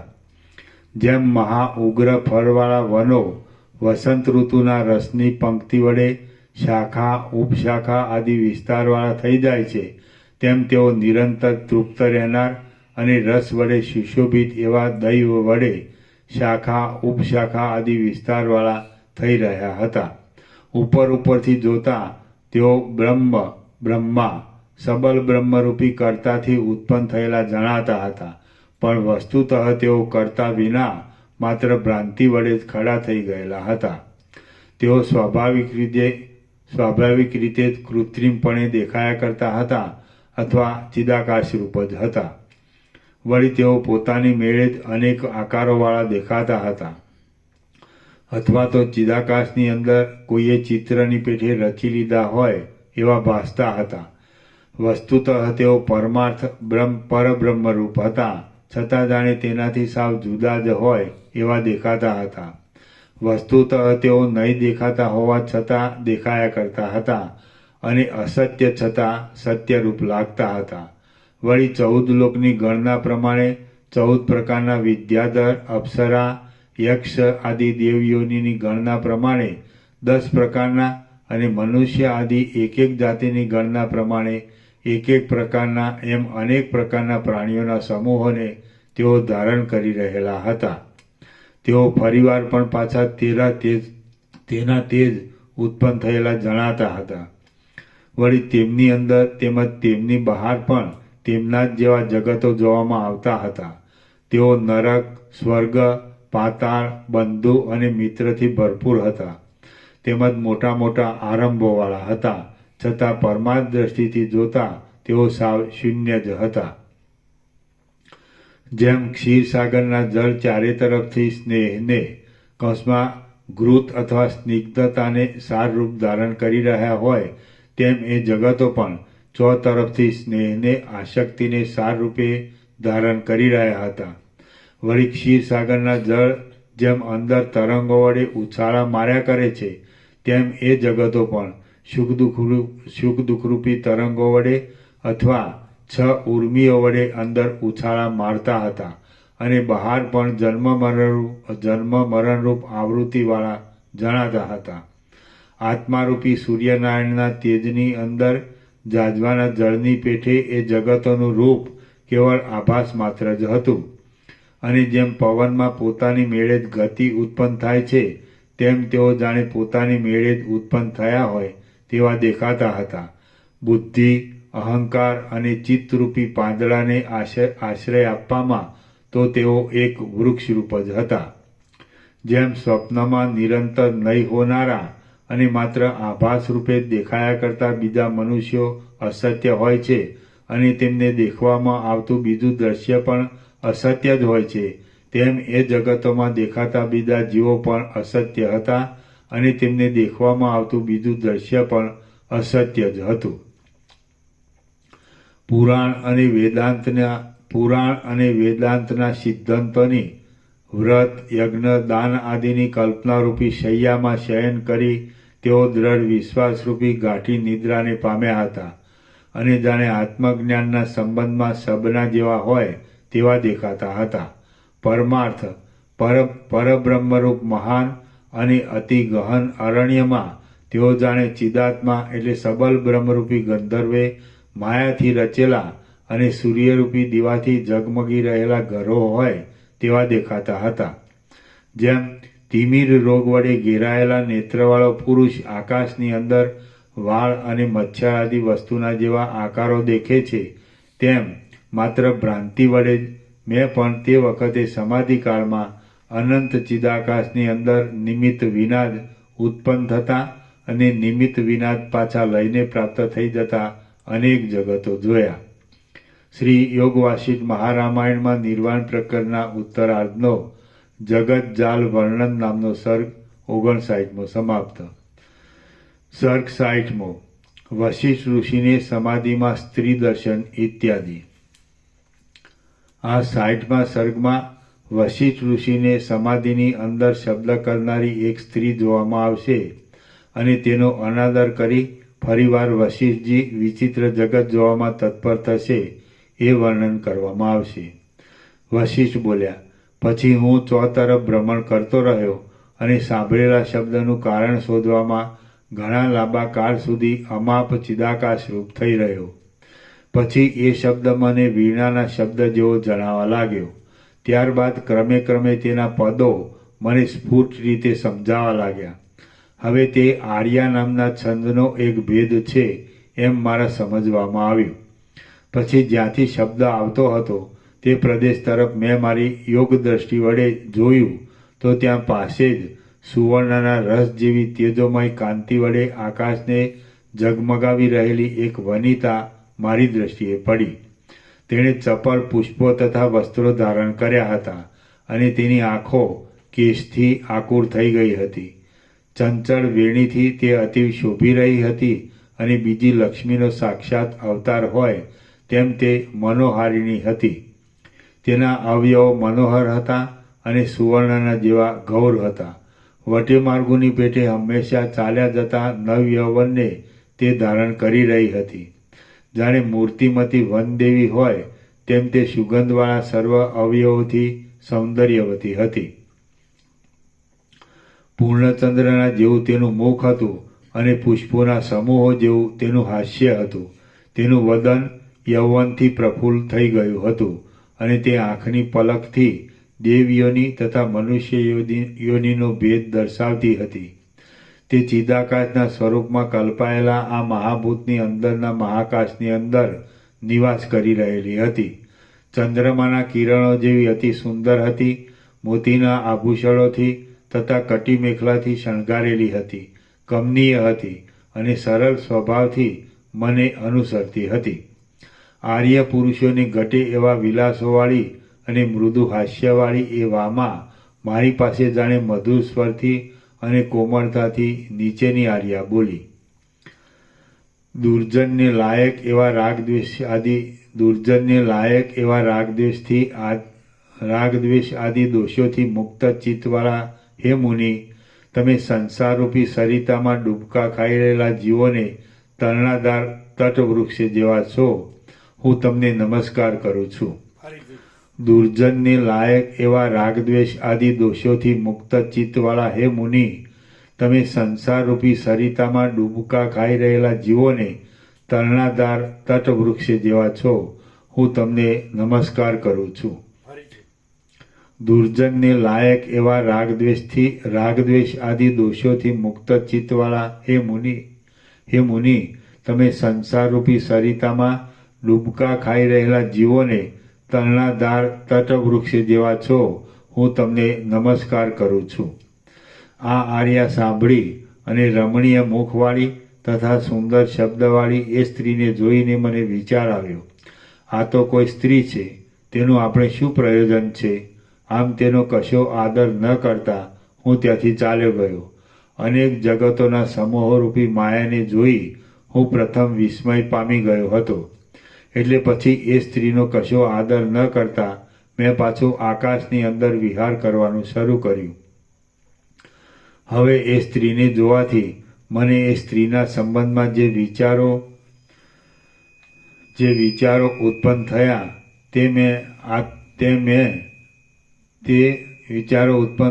તેમને મેં આ તો એક આભાસ માત્ર જ છે એવા વિવેક વડે સમૂળા છોડી દીધા. પછી હું ચિદાકાશ રૂપે પાછો જગત સંબંધી માયાને જોવા લાગ્યો. જેમ સંકલ્પ વડે ખડા થઈ ગયેલા સ્વપ્નમાં દેખાતા તથા વાક્ય રચના વડે આબેહૂબ સ્પષ્ટ દેખાતા પદાર્થો શૂન્યરૂપ જ હોય છે, તેમ વસ્તુતઃ પ્રખર આરંભવાળા એ સર્વ જગતો પણ શૂન્ય ચિદાકાશ રૂપ જ હતા. આમ એ જગતો શૂન્યરૂપ હતા, તેથી તેમાંના કેટલાક તો કોઈ જગ્યાએ ક્યારેય દેખાતા કે સંભળાતા ન હતા. વળી તેઓ પ્રલય, મહાપ્રલય તથા સૃષ્ટિ રચનાનો કાળ એ સર્વ સમયમાં એક રૂપે જ રહ્યા હતા. એ એકબીજા જગતોને વિશે પ્રલયો થયા કરતા હતા. એ પ્રલયોમાં પુષ્કરાવર્તક મેઘો ઉન્મત્ત થતા હતા, ઉત્પાતના ઉન્મત્ત વાયુઓ વાતા હતા, અને મોટા મોટા પર્વતોના ફાટવાથી બ્રહ્માંડરૂપી માંડવો ગાજી ઉઠતો હતો. તેમાં પ્રલયાગ્નિ ભડબડતો હતો, અને તેથી કુબેરના ભવનો ચડ બળી જતા હતા. તેમાં 12 સૂર્યો દડાની પેઠે અત્યંત તપતા હતા અને આકાશમાં ઘૂમતા હતા. તેમાં દેવોના નગરોનો સંહાર થવાથી ચોતરફ કાન ફાડી નાખે એવો પોકાર ચાલતો હતો, અને અગ્નિ તથા પવનના સંઘર્ષથી ગર્જનાઓ થતી હતી. વળી તેઓ સર્વ પર્વતોના શિખર મંડળોને ગળી જવા તલપાપડ થતા હતા. તેમાં પ્રલયાગ્નિની જ્વાળાઓ ભભૂકતી હતી, તેથી વાંસો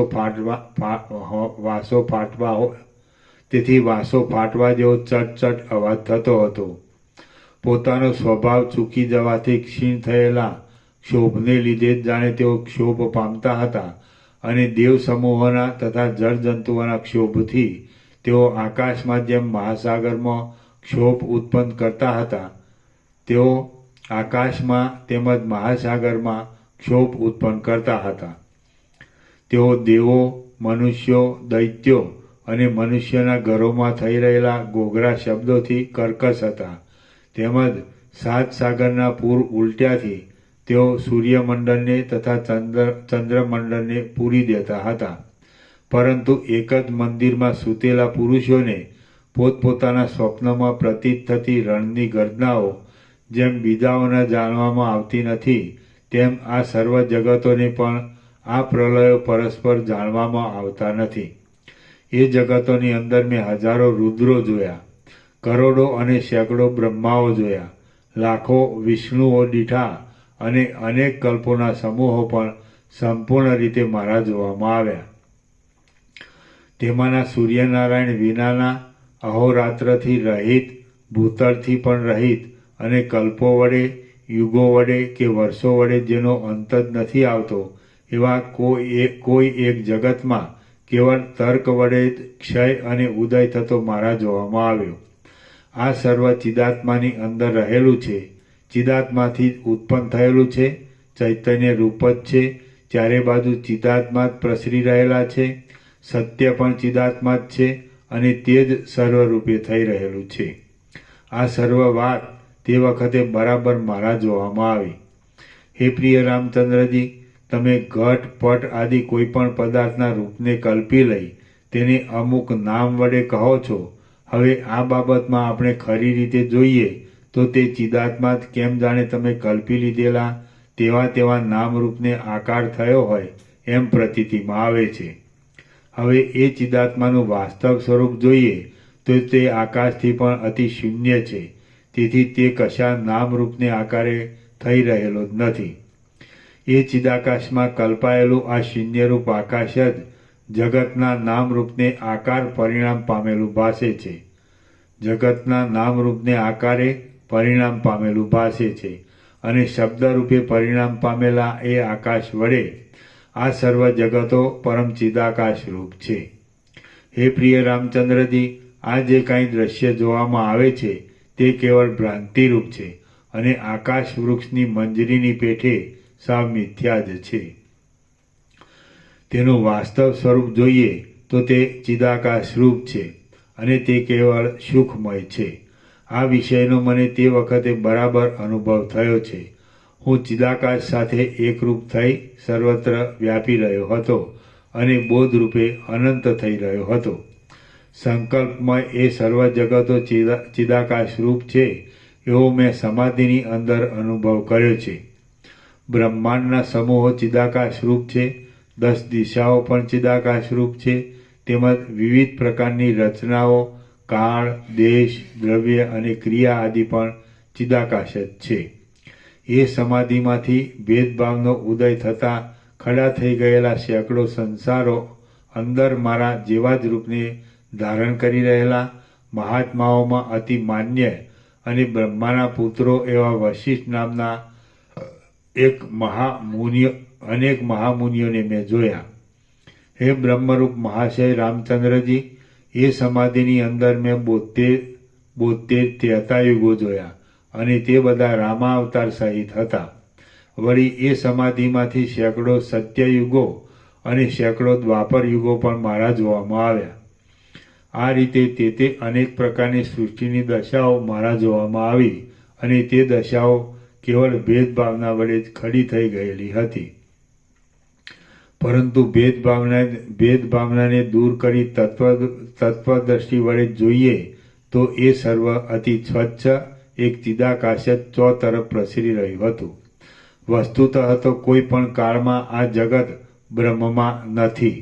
જો અધ્યારોપ દ્રષ્ટિથી કદાચિત આ જગત છે એમ માનીએ તો પણ તે સર્વ જન્મ આદિ વિકારોથી રહિત અનાદિ અનંત બ્રહ્મરૂપ છે અને તે જ્ઞાન વડે જ માત્ર અનુભવમાં આવે છે.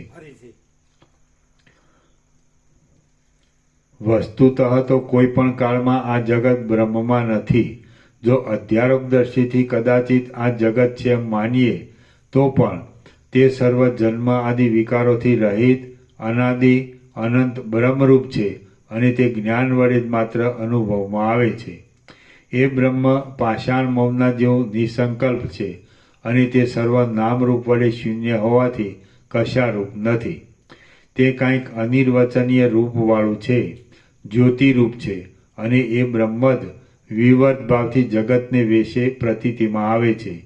નિરાકાર ચિદાકાશની અંદર દ્રશ્યની કશી સત્તા જ નથી, છતાં પોતાની ચેતનની સત્તા જ નિરાકારપણે રહ્યા છતાં સ્વપ્નના અનુભવની પેઠે આ જગતને આકારે પ્રતીતિમાં આવે છે. એ બ્રહ્મ આત્માથી જુદું નથી, પણ આત્મા રૂપ જ છે.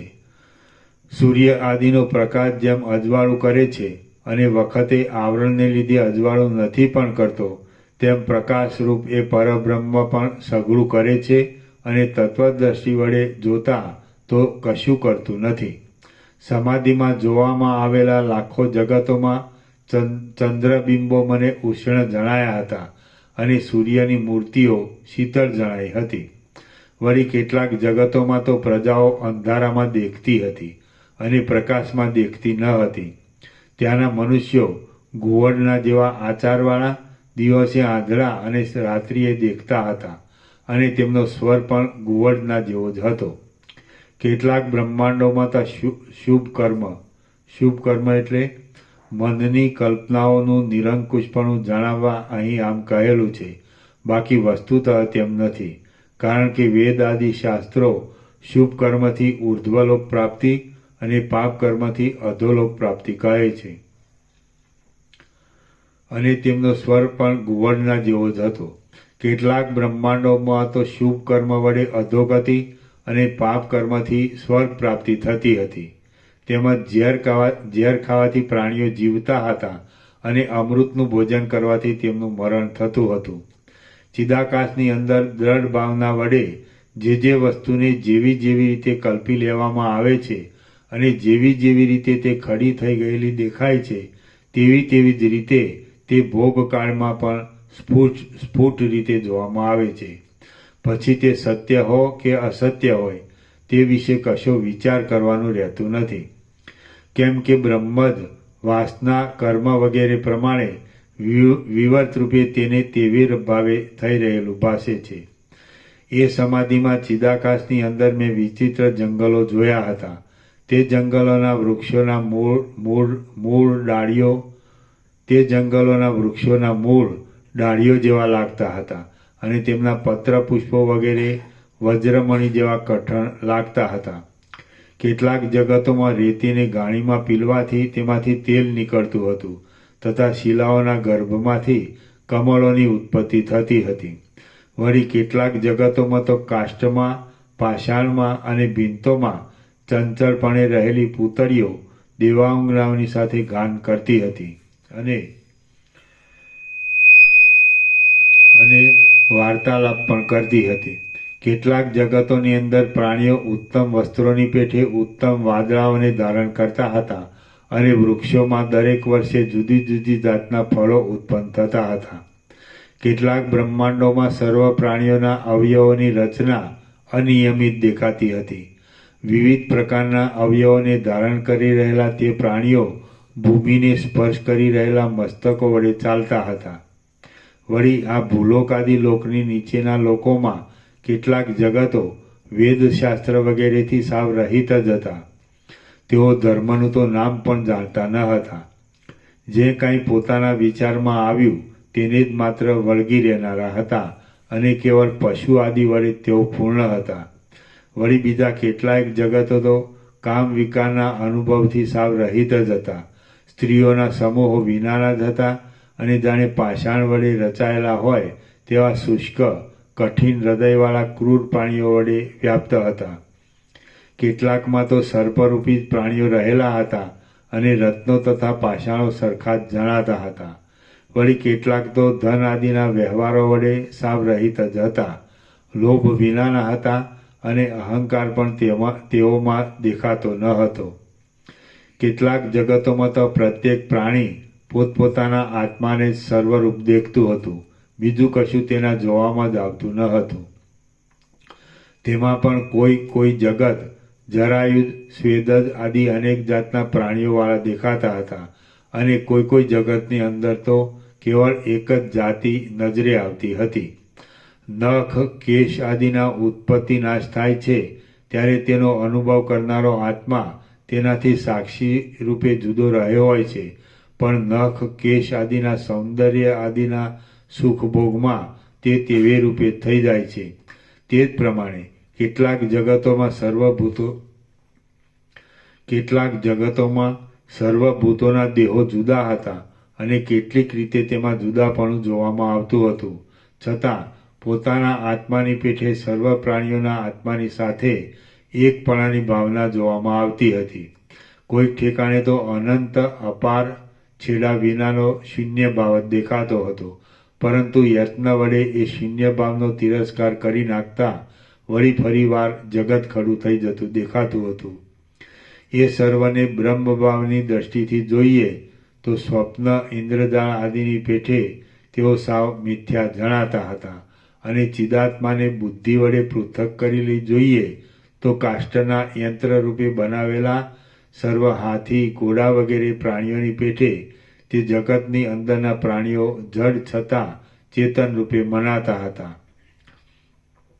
વળી એ જગતોમાંના કેટલાયક તો જ્યોતિષ ચક્ર, તારામંડળથી રહિત હતા અને તેને લીધે કાળની પણ કલ્પના વિનાના હતા. વળી કેટલાકમાં તો પ્રાણીઓના સમૂહો મૂંગા હોવાથી હાથ પગ આદિ અવયવોના સંકેત વડે જ માત્ર સઘળો વ્યવહાર ચલાવતા હતા. વળી કેટલાક તો નેત્રેન્દ્રિય અને તેના રૂપ આદિ વિષયનું જ્ઞાન એ બંનેથી રહિત હતા અને તેને લીધે જ તે તેની અંદરના પ્રકાશરૂપ સૂર્ય આદિના તેજો સાવ વ્યર્થ પડતા હતા. આ સર્વ જગતોની જે સ્થિતિ મેં વર્ણવી છે તે એકાગ્ર ચિત્તવાળા યોગીની માનસિક કલ્પના વડે અનુભવમાં આવે એવી છે. વળી કેટલાક જગતોમાં પ્રાણીઓમાં નાસિકા ઇન્દ્રિય અને તેના વિષયરૂપ ગંધના જ્ઞાનથી રહિત હતા અને તેને લીધે તેની અંદરનો શુભ ગંધ સાવ નકામો લાગતો હતો. કેટલાક જગતોના જંતુઓ સ્વભાવે સાવ મૂંગા હતા અને કેટલાકની આગળ ઉચ્ચારેલો શબ્દ નકામો થવાથી તેઓ બહેરા માલુમ પડતા હતા.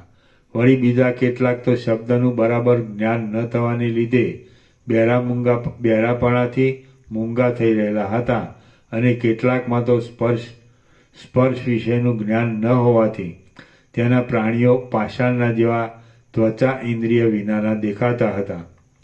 કેટલાક જગત દેખાતા હતા છતાં મનોરાજ્યના જેવા કેવળ કલ્પિત જ હતા. વળી કેટલાકમાં વ્યવહાર થયા કરતો હતો છતાં પિશાચના વ્યવહારની પેઠે અદૃશ્ય હોવાથી તે ઇન્દ્રિયો વડે ગ્રહણ થઈ શકતો ન હતો. કેટલાક જગત પૃથ્વીમય જ હતા અને એક જ જગ્યાએ સ્થિર થઈ રહ્યા હતા. વળી કેટલાક તો પિંડી ભાવથી ઘાટાપણાથી રહિત હતા. કેટલાકમાં કેવળ જળ જ ભરપૂર હતું અને કેટલાક અગ્નિ વડે જ પૂર્ણ હતા. કેટલાકમાં તો ચોતરફ પવન જ ભરેલો હતો અને કેટલાકમાં તો યોગ સિદ્ધિ વડે સર્વ વસ્તુઓ સર્વ કાર્ય વડે સિદ્ધ થઈ શકે એવું દેખાતું હતું. આવી રીતે એ ચિદાકાશની અંદર ઉપર વર્ણવેલા સર્વ જગતો કે બ્રહ્માંડો મારા જોવામાં આવ્યા. તેઓ ખરી રીતે ચિદાકાશ રૂપ જ હતા. તે છતાં વિવધ ભાવથી તેવા અનેક રૂપે દેખાતા હતા. જેમ શિલાઓના કોતરની અંદર દેડકાઓ રહે છે અને જેમ જમીનની અંદર કેટલાક કીડાઓ રહે છે તેમ ફક્ત એક પૃથ્વીરૂપી મહાભૂત વડે પરિપૂર્ણ એવા કેટલાક જગતોમાં પણ પ્રાણીઓ રહેતા હતા. વળી બીજા કેટલાક જગતો કેવળ એક જળ વડે પરિપૂર્ણ ભરેલા હતા. જેમ સમુદ્ર આદિના જળમાં મોટા મોટા માછલાઓ અને મગરમચ્છો વગેરે ફર્યા કરે છે તેમ તેમને વિશે પૃથ્વી પર્વત વન વગેરેમાં પણ અનેક પ્રાણીઓ નિરંતર ફર્યા કરતા હતા. બીજા કેટલાક જગતો ફક્ત એક અગ્નિ વડે જ પૂર્ણ હતા. તેની અંદરના પ્રાણીઓ પણ અગ્નિમય જ હતા અને તેમાં જળ આદિનો ભાગ હતો જ નહીં. તેઓ ફરતા ઉંબાડિયાની પેઠે જેમ સારી રીતે ભ્રમણ કરતો હતા તેઓ ફરતા ઉંબાડિયાની જેમ સારી પેઠે ભ્રમણ કરતા હતા. વળી બીજા કેટલાક જગતો કેવળ પવન વડે જ ભરેલા હતા. તેની અંદર રહેલા પ્રાણીઓ પણ કેવળ વાયુરૂપ અંગવાળા જ હતા અને ધનંજય નામના વાયુવાળા પુરુષની પેઠે તેઓ આકાશમાં ભ્રમણ કરતા હતા. વળી બીજી કેટલીક સૃષ્ટિઓનું સ્વરૂપ કેવળ આકાશમય જ હતું. તેમની અંદરના પ્રાણીઓ પણ તેવા જ આકાશરૂપને ધારણ કરી રહ્યા હતા અને તેઓ દર્શન આદિ વ્યવહાર કરી શકતા હતા. પાતાળમાં રહેલા આકાશની અંદર ભમ્યા કરતા સ્થિર થઈ રહેલા અનેક વિલાસોવાળા અને દિશાઓના જુદા જુદા ભાગમાં રહેલા અનેક પ્રકારના જગતો ચિદાત્મારૂપી મહાસાગરના ચંચળ પરપોટા જેવા હતા. તેમાં મારા જોવામાં ન આવેલ હોય એવું કશું જ નથી. શ્રી યોગ વાસિષ્ઠ મહારામાયણમાં નિર્વાણ પ્રકરણના ઉત્તરાર્ધનો જગતજાલ વર્ણન નામનો સર્ગ 60મો સમાપ્ત. ઓમ ઓમ ઓમ. 1323.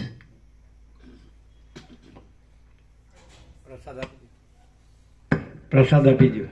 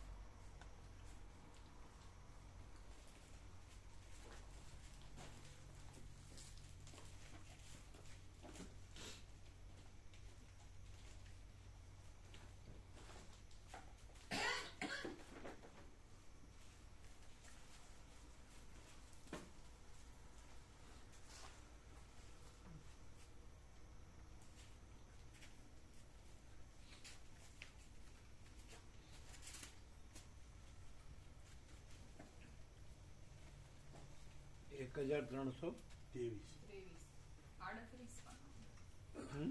38 પેજ આગળ છીએ. શું કે 38 પેજ આગળ છીએ. 38. એ વધારે ના કહેવાય. એટલે 20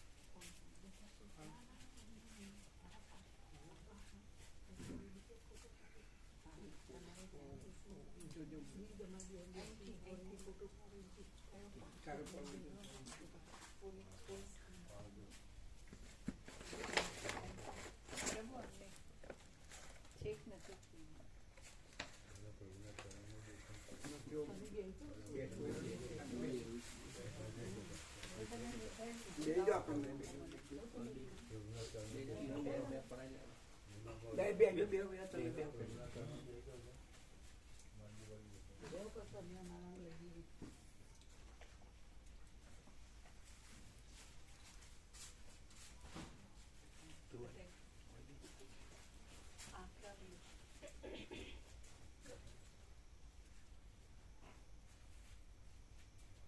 અહીંયા આમાં અહીં જોજો.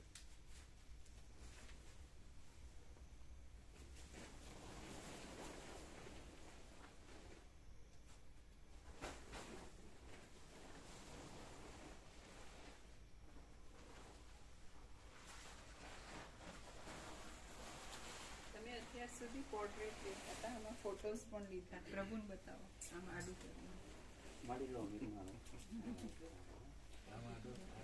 પ્રભુને બતાવો. આડો નથી થતો પણ કરશે રોટેટ કરવું પડે ને. હાથમાં રોટેટ આમ કરવું પડે. રોટેટ કરીને પ્રભુને હાથમાં એ તો રોટેટ નથી, ચલો એને ખબર નથી આ રોટેટ. ચેતન પ્રભુ આપો. આપી દો. ઉભા થાઓ, ઉભા થાઓ.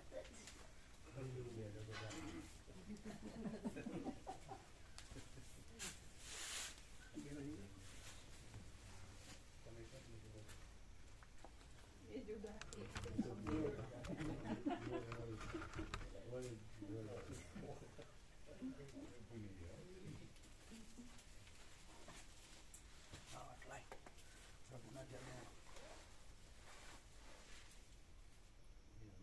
ત્યાં જો અહીં જુઓ.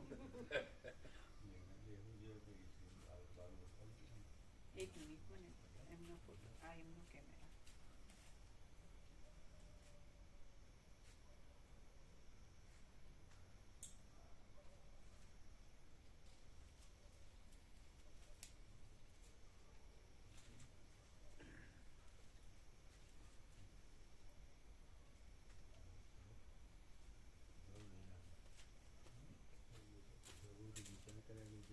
લઈ લો તમારું. બધા શેર કરો. અને આવશે. આ તમારો મોબાઈલ આપો, તમારો મોબાઈલ આપો. આ લેજો, આ લેજો. બિલકુલ નથી.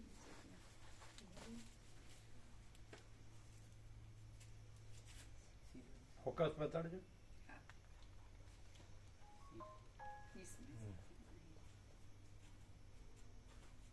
સ્ક્રીન ફૂલ કરો.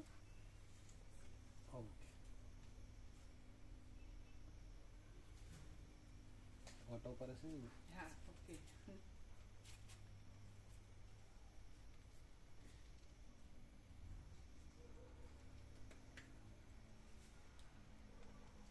ત્રણ લીધા છે, ત્રણેય પ્રભુ બતાવજો.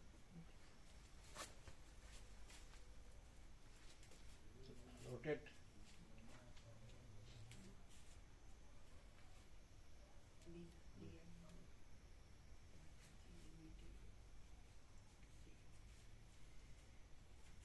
અને બ્લૂટૂથ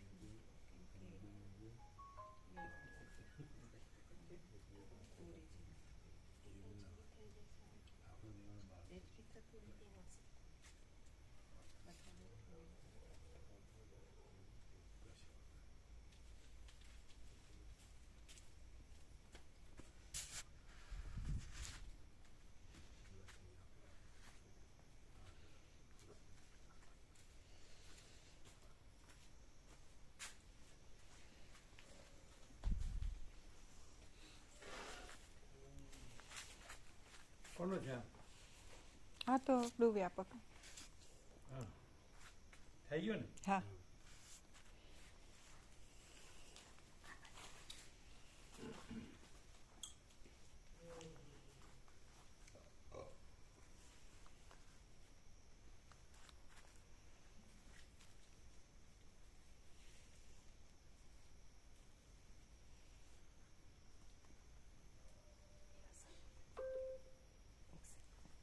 બ્લૂટૂથ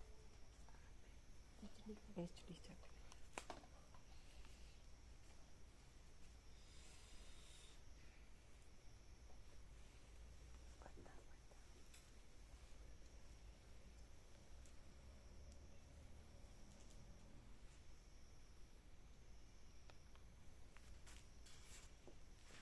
ये ले लेना.